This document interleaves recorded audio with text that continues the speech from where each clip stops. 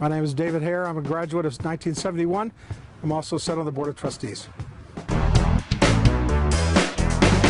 A couple of years after President Elsner came, he asked me to chair a task force to determine whether or not football could be something that we could do at Marian College at the time.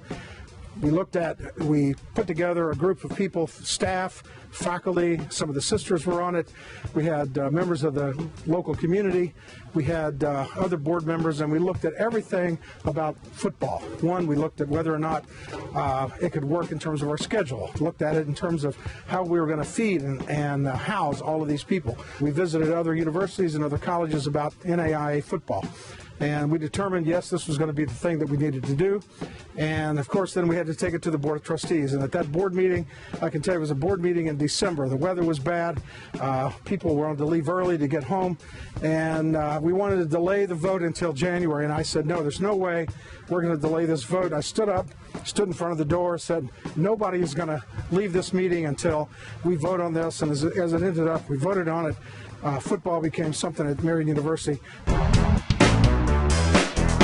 We were taking a charter to Montana to play Carroll College in a playoff game, and I got a chance to go on the charter.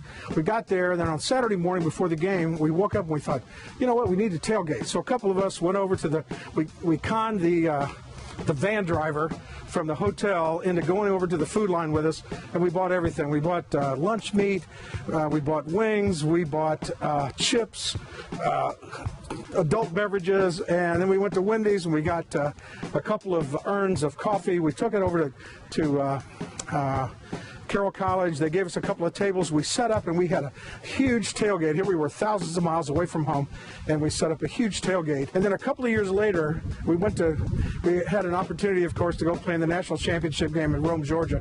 And they didn't have room for us to tailgate at the stadium. So we took over a city park right across the street.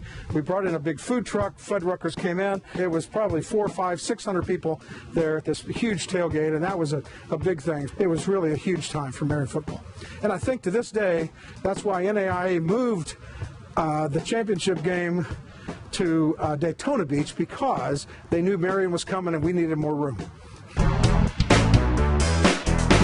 The thing that we probably did not think about when we were looking at all the reasons to add football or all the reasons not to add football was, I call it the echo effect.